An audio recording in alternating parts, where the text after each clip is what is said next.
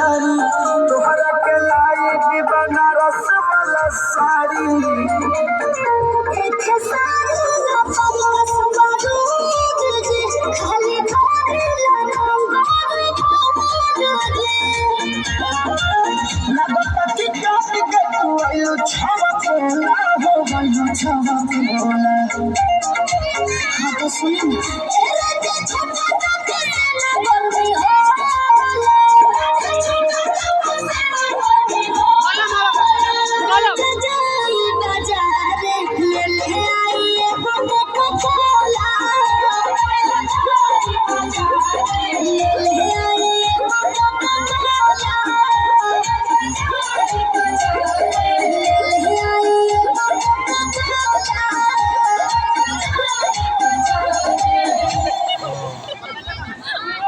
हमारे दूल्हे राजा के तरफ से आज भर ढेउगा ढढ़ी जाने छिउगा थकल बनी आज जानी हो वाला फेउगा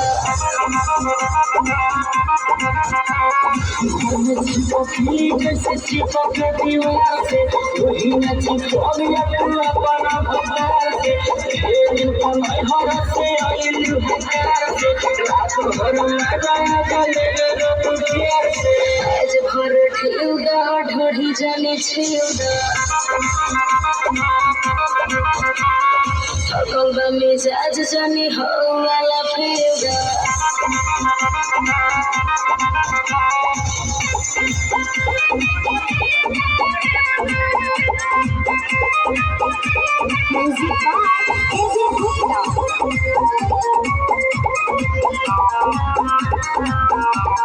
पूरे पूरे मोर टूटतावे हो मान जबल दम घुटतावे हो अब कौन पास बड़ा पास बैठे हो और कोई खेत जोन दीदी अछुचो आज भर ढेउगा ढढ़ी जाने छिउगा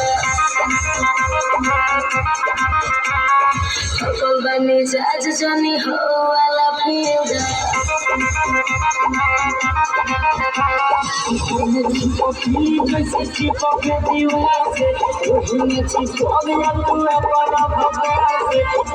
दिन कमाई हर से आइल हकार से रात भर लगाया गलत तुझिया से आज भर ढेउगा ढढ़ी जाने छिउगा थकल बनी आज जानी हो वाला फेउगा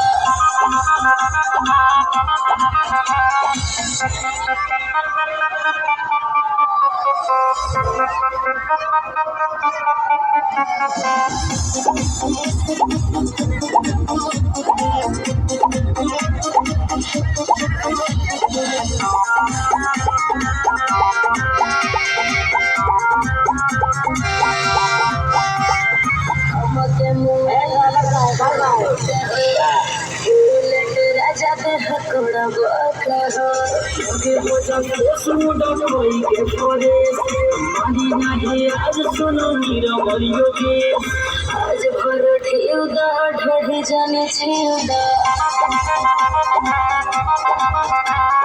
थकल बनी आज जानी हो वाला फेउगा पखी जैसे चिपक दीवार से वही न चिपक गया तू अपना भगवान से दिन कमाई हर से आइल हकार से रात भर लगाया गलत तुझिया से आज भर ढेउगा ढढ़ी जाने छिउगा थकल बनी आज जानी हो वाला फेउगा